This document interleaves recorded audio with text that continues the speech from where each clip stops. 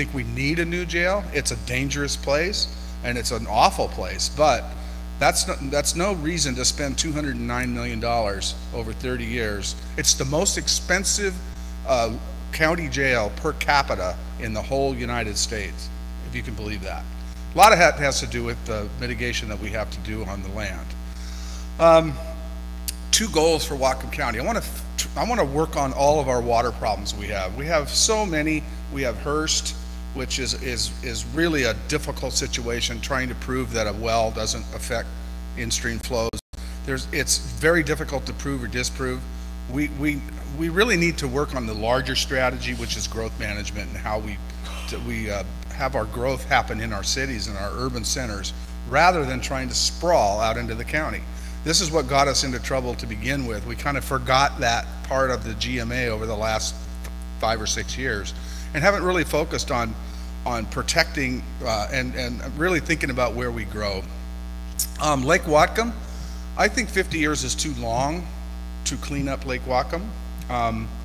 I think we need to be looking at the overall flood tax for the whole county, rather than punishing people, not really punishing people that live around the lake, but expecting them to cover the whole cost of that is not right. We have to spread that expense around, or we're not going to get there. And there's a lot more revenue available if we go and tax countywide than there would be if we did some sort of a special district around the lake. It would be a less amount of people with a higher probably apportionment of those fees. So let's see, what else did you have here? Two issues I care most about is water and public safety. I was on the team that crafted the emergency medical services levy last year. That was so successful. I actually wrote and recorded a song that was on the video that was produced by the Whatcom County firefighters. We're going to be posting that on Facebook soon. We're just kind of figuring out how to reformat a few things, so look for that. But anyway, I'm Barry Buchanan, running for Whatcom County Council at Large, and I would really appreciate your support, and thanks again for being here.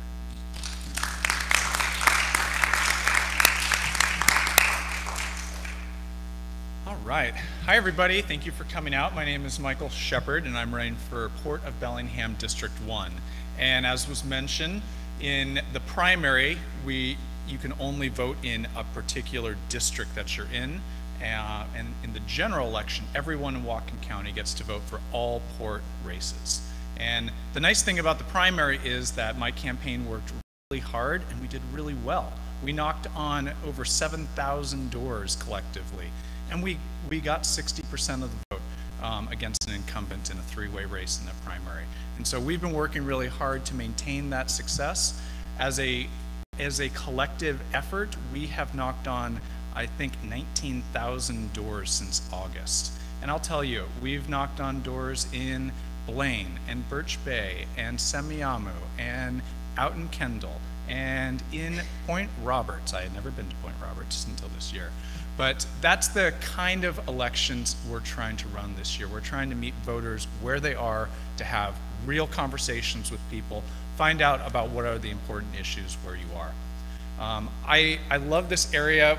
While I went to Western, I worked at Lakewood for a number of years. I was one of the managers for the boathouse, and I was responsible for training people on how to sail and going to pick them up when the wind died and they got around the island and got stuck.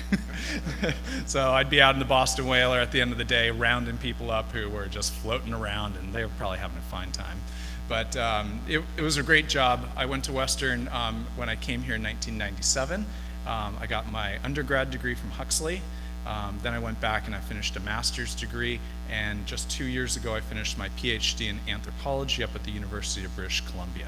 So when I'm not running around after my 2- and 5-year-old, I work as a professor teaching classes in both environmental studies and anthropology. So kind of culture and environment are really near and dear to my heart, not only just what I do academically, but what I see for our future here in Whatcom County. You know, running for the port, it's a race that people don't always know a lot about, but it's got a lot of opportunity to work on what I see are the challenges of Whatcom County. We know it's a great place to live, but the income compared to cost of living is really out of sync.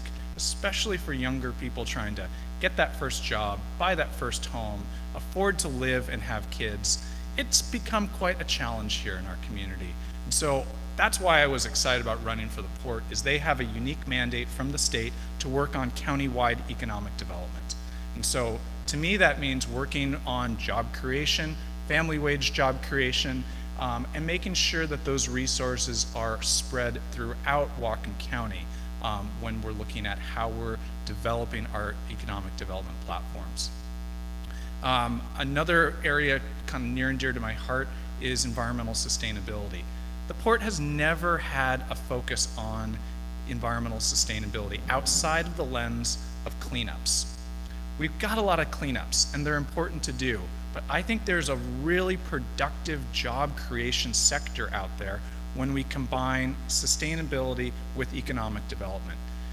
We can have a goal, for example, that the port can decide that in the next 20 years they want to produce all the power that they consume.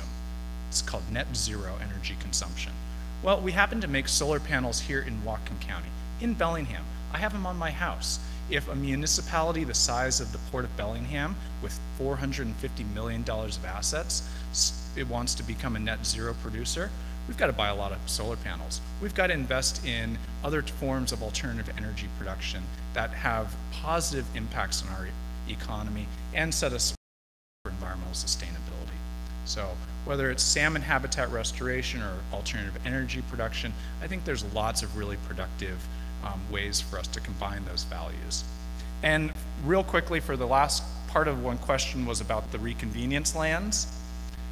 When we're looking at how we structure our economy, I think we've got four key strengths to work on. High tech, which we can always do more of. Value-added agriculture plays to a lot of our strengths in agriculture we have in our community. Maritime trades, and then outdoor recreation. And for this piece of land here, outdoor recreation it's a big business. And we have a real gem in this land being connected to the whole Chucknet system, the whole Galbraith mountain system. You don't have to just love mountain biking to use these areas around here. So there's, I think, a lot of productive ways to structure our local economy there.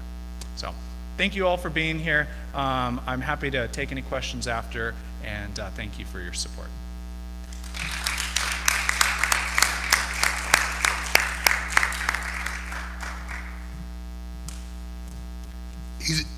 Michael's my running mate, you know, because we're both running for different positions. He's a hard act to follow. He's so articulate and sharp, and so I'm just really proud to have such a great running mate. My story, and I do have a Sudden Valley story I'm going to throw in here, which goes back to your time, actually. I know, you have never heard this. I grew up in Seattle on the docks, basically on Lake Union, riding my bike down to, back then it used to be Skid Row, which was the docks down on the waterfront. And I went to the University of Washington. I have a really hard science background in natural sciences in particular, you know, physics, math, botany, biology, oceanography, genetics, engineering. And then I decided that there was something I really wanted to do, and I couldn't tell what it was. This was back in 67. And so I took some time off, went traveling, and I went to Mexico, and I was out in the jungle and found a place that was just kind of weird dichotomy going on. Here's this little village where they're having hepatitis outbreaks, and the people, because their water quality was so bad, and right across this little river was a gigantic Ford factory just went in, and the poor people were working in there for basically slave wages. I just think there's something really wrong with this situation here. So I came back and actually ended up finding a school up in Bellingham that hadn't even been built yet.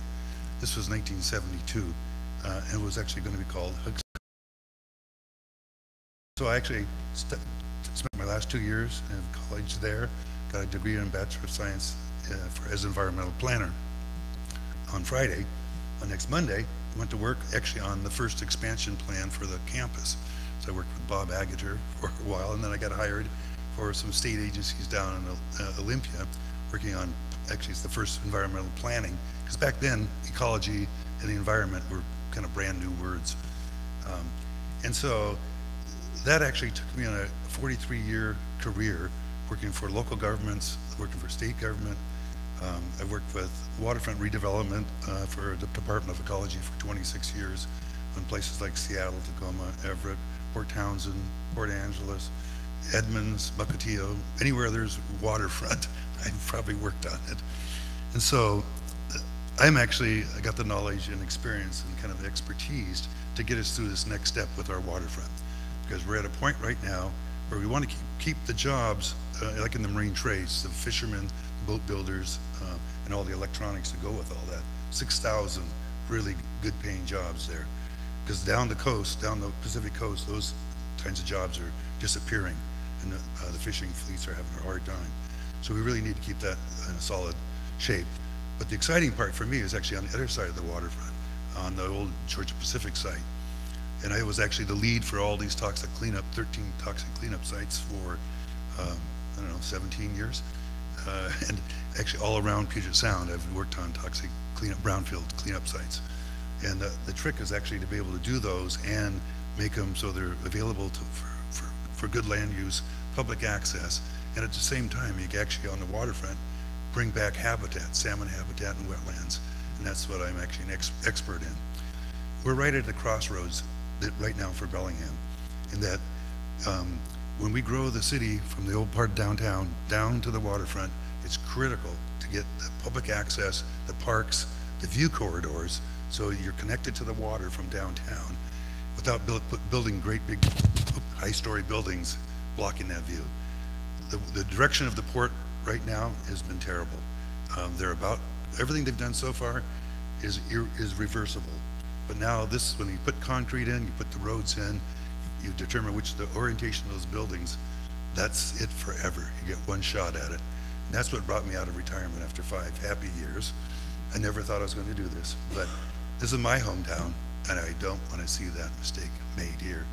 And so between Michael and myself, we will be able to bring in high-speed fiber optic cable down there and have an incubator for small high-tech businesses, so kids getting out of school here don't have to move away.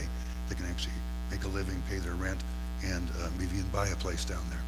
So it's a vision for the 21st century, not looking back to, exporting coal and doing those kinds of things. Anyway, thanks so much for listening.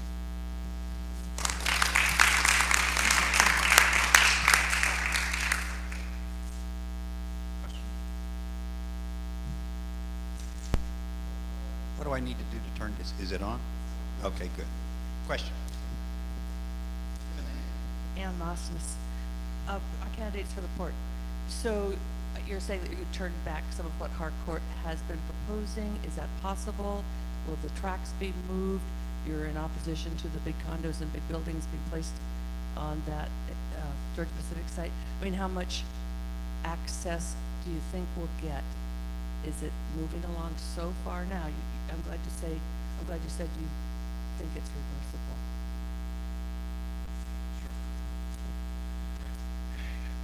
The project down there has had a couple,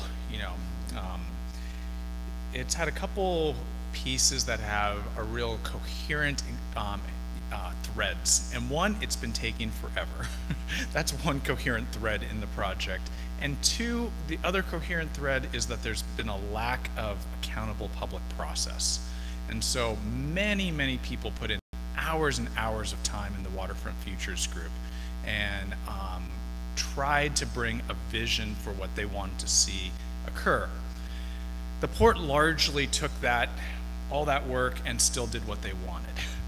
And what's been frustrating to me is that the last public process happened really in 2013 around the agreed plan that we have. And since then, there has not been a substantial public process, but we've seen the plans that we've adopted change multiple times.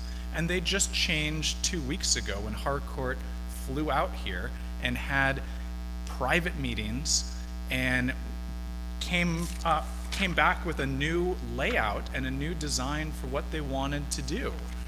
And for people who value the public having a transparent process, an accountable way to influence their government, it's a hard pill to swallow to see that occur. I think for me, my priorities, and I think really Barry and I share a lot of these, is if we don't get that public access done right from the beginning, we're never going to get it done. And for us, for me, that access has to occur so we have connectivity from the Boulevard Park Trail system all the way through the property, and it goes out the other end to the Whatcom Park Trail system.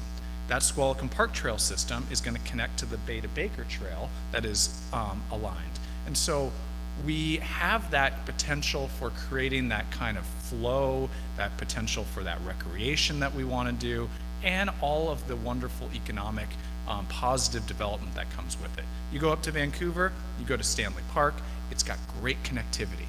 You go to other, even places like Anacortes at their port, they have now put in some really connectivity through their port lands. And it's a way that people are able to enjoy that area. You know, I got to finally go to the Georgia Pacific site for the first time since I've lived here in 20 years to get a tour of the site. And it's got a ton of potential. No other community on the West Coast has 230 acres of buildable land. We're gonna be putting the screws to the developers to make sure that they are listening to the public process, having a public process, and making sure that that development project reflects our community's values.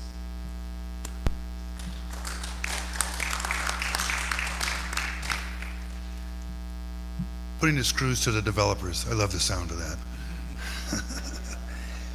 And the reason is because this has been a process since 2013, after we did all this public process, the vision, what we wanted as a community. Then it went in behind closed doors, and it's been behind closed doors that for the last 4 years, and things have been changing. It's not too late, and we can actually make this change. And one of the reasons I feel so strongly about this is because when I worked for a Department of Ecology, I sat across the table from banks of attorneys for big corporations, $600 million development schemes. I know that we have the law on our side, we have the people's interests on our side.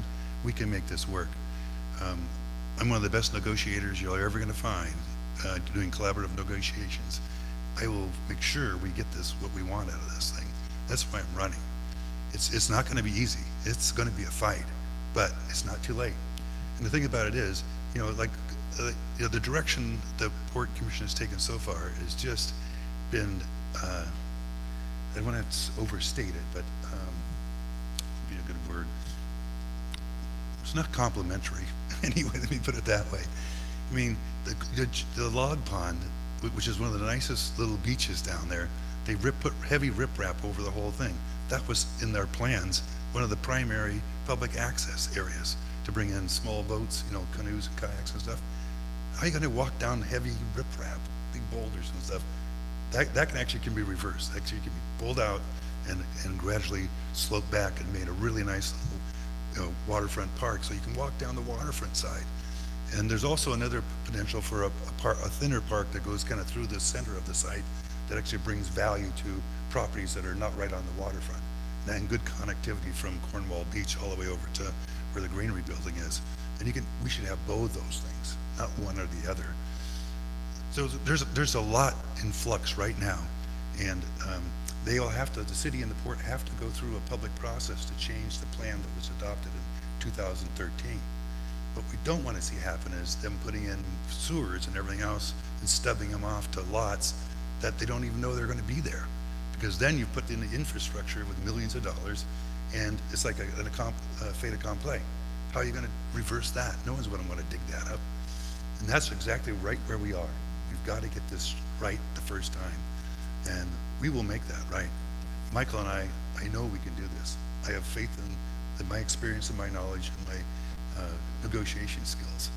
I actually know a lot about these developers, more than I think I know. And they all have a weak spot, and that's knowing that weak spot, that Achilles tendon. The owner of the Harcourt is 78 years old. He's a sole owner. You think he's playing a long game? He's playing a short game. And so that's something you can use in negotiations. And I can't go into it too far, but anyway, we're going to make this work for the people. This is our waterfront.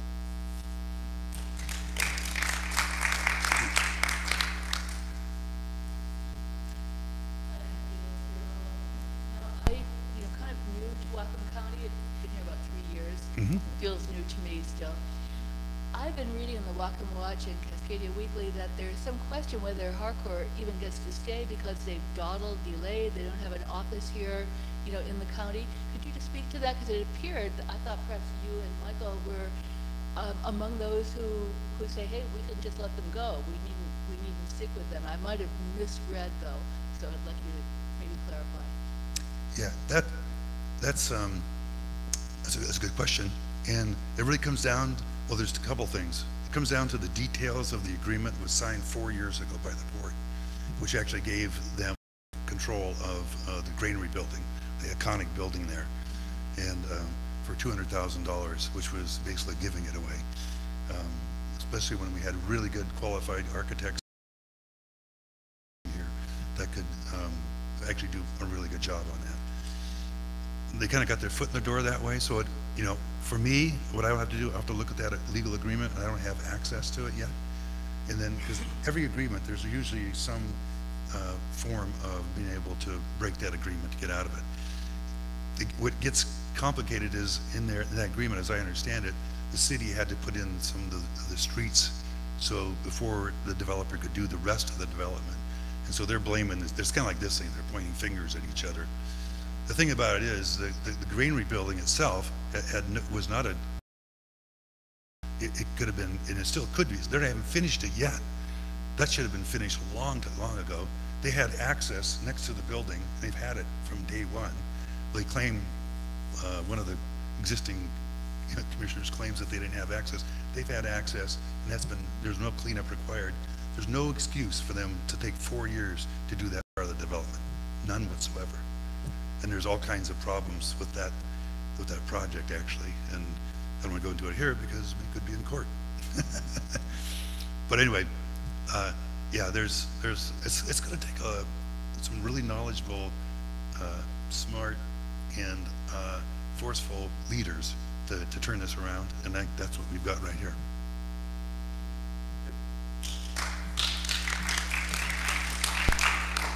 I have a question. Are we going to have your...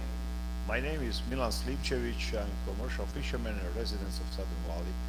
And I have a question that we're going to have opponent Ken Bell and Dan Robbins tonight or not?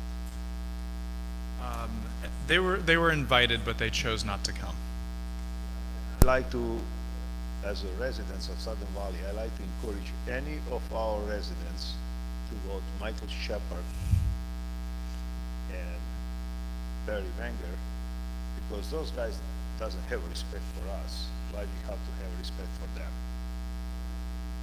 Yeah, I mean, simple as that. Thank you.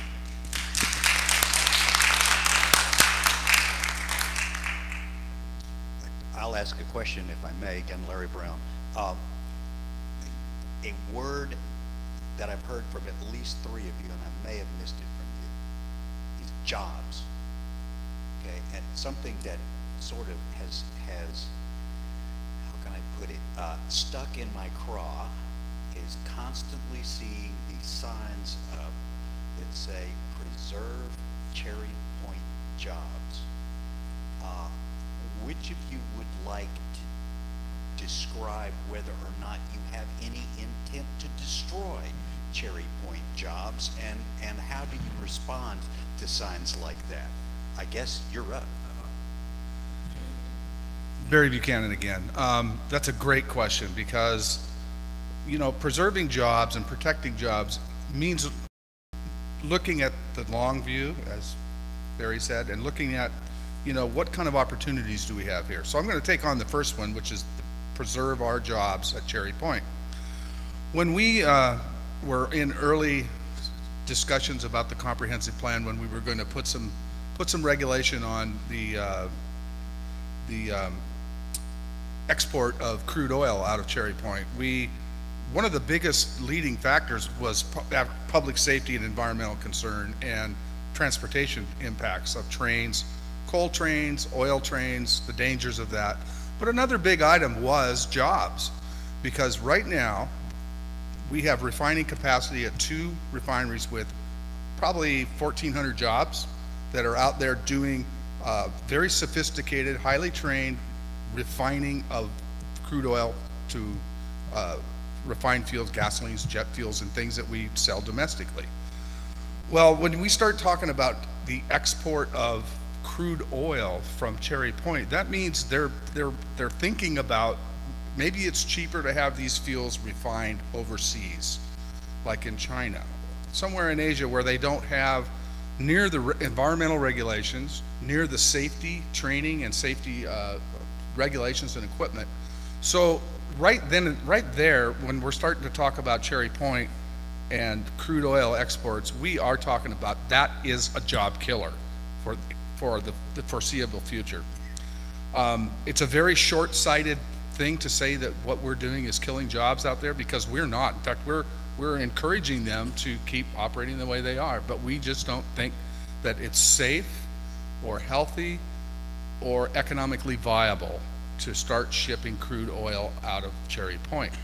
The Congress had a 40-year ban on the shipment or the export of crude out of the United States until just last year, actually. So, you know, we haven't been doing that in the past, and our economic drivers out here in Cherry Point have done just fine. So I don't see what that's all about. Another thing with jobs is kind of delving into the waterfront area. We in the county have a fund called the Economic Development Investment Fund. It's what it is. It's a rebate. We get back some sales tax money from the state because we're considered a rural county with our population size.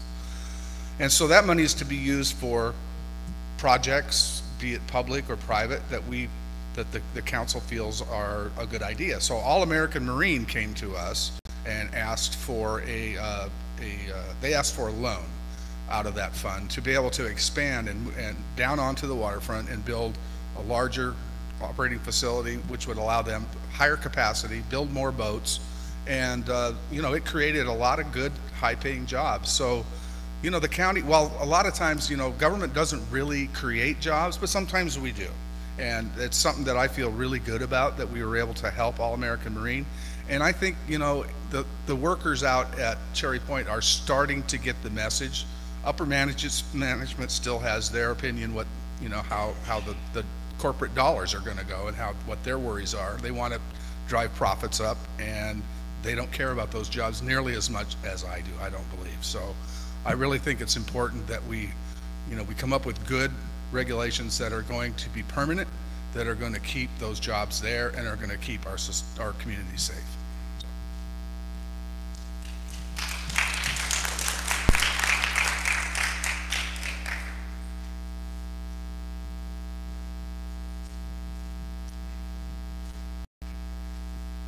Sears Taylor, 22 Windward Drive. Mr. Buchanan, you're running for the Whatcom County Council. First of all, I want to correct you on the 40-year moratorium on shipping of crude. It was because we were so critically short of crude. And you may have noticed we're now a net crude exporter. So the crude's going to be exported out of the country because we have too much of it right now in the States. That's number one. Number two, what is your feeling? Should a corporation be able to make a profit, or do you consider profits an evil necessity of capitalism? And thirdly, what's your position on Hearst and the water that is being denied the residents of Whatcom County with land? Okay, I'll take your second question first. No, I don't believe that profits are evil. Profits are the things that help, you know, drive our economy. As far as what was the first part of your question? The statement of fact about, right.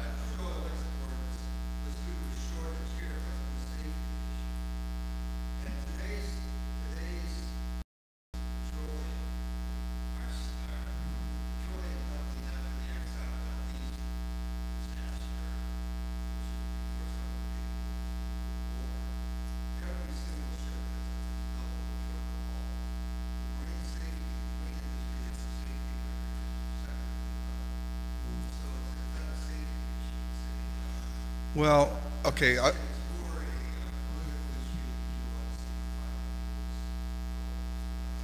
no, there's certainly a safety aspect when we start talking about trains, because we've seen a number of them blow up. We've seen Mosier, Oregon, where there was a lot of fatalities. It's not a safe transport method. The other concern is pipelines. We have a company that wants to put a natural gas pipeline, and it's a Canadian company. They want to come across our border, through Whatcom County, and then out under the Sound, out to Vancouver Island. And I don't think that's right. I don't think that they should be able to come in. And they're even talking about eminent domain. We haven't heard anything. It's kind of a rumor, but there's been some conversations out in the county along the river and along the path where that would go. And when they found out that Cherry Point was kind of going to be off limits, they changed their plans to come in at Point Whitehorn, which is just north at the south side of Birch Bay. So they're kind of trying to move, kind of trying to play whack-a-mole with that. And, you know, I'm not for that at all. But as far as killing profits, no, sir, I don't think that's, I'm not a believer that corporate America is evil. I just think corporate America needs to be able to listen to their community when their community has concerns. It's not me driving that truck, it's the community. So I hope that answered your questions. Correct, correct.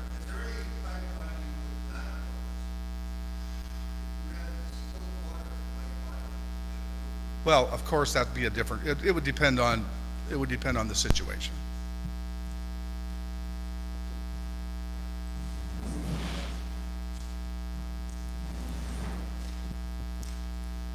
So Barry, as a scientist, increased ship traffic through the Strait of Juan de Fuca. Some of us who have concerns about the health of our marine ecosystem, wild fish, fishing industry, families that depend on abundant and healthy marine environment. Increased ship traffic could put that at risk, whether there's a spill or not, would you say? Or what do you think? Yeah, I think there are a variety of different factors that are adverse for our marine environment when we are bringing large amounts of unprocessed fuels in here, whether that's coal or oil. And spills are not easily cleaned up in the Salish Sea. Spills are going to do massive amounts of damage. I mean, we had a spill of a different type this summer when we had a spill of Atlantic salmon, and that's caused they've been to Vancouver Island and the Oregon border and further. We have a ecosystem that by every metric almost continues to not meet our standards for what we want to see the Puget Sound and the Salish Sea at benchmarks for its quality, the species diversity. Orcas are at their lowest level that they've been in recorded history. We're down to 70. That's quite challenging to have species replication at that number. Chinook salmon are at 10% of historical averages. And so, I think it's really challenging for me when I hear, particularly from my opponent who says, oh, well, the environment's we have our economy and our environment in balance, and I just don't agree that those two are in balance currently. And to the gentleman's question about our economy, of how we are structuring our economy, it doesn't make any sense if we are not planning for the future. And our future cannot only be reliant on fossil fuels. We know we need a more diversified platform for how we are getting our energy, and these things that are in the ground are not going to be around forever. Everybody agrees on that. And so if we're not having a diversified structure for how we're investing, we're going to be hung out to dry. The American car industry had to get bailed out from the federal government because they didn't plan for the future. The Japanese car industry, they planned for the future and had a whole line of hybrid cars. And you're going to see hybrid cars all over the market in the next few years. Even GM is saying that they're going to have every car that they manufacture in the next 10 years is going to have a be a hybrid at least, or be fully electric. You know, some of these changes are going to happen quite rapidly, and we need to be positioning our economy to benefit from those.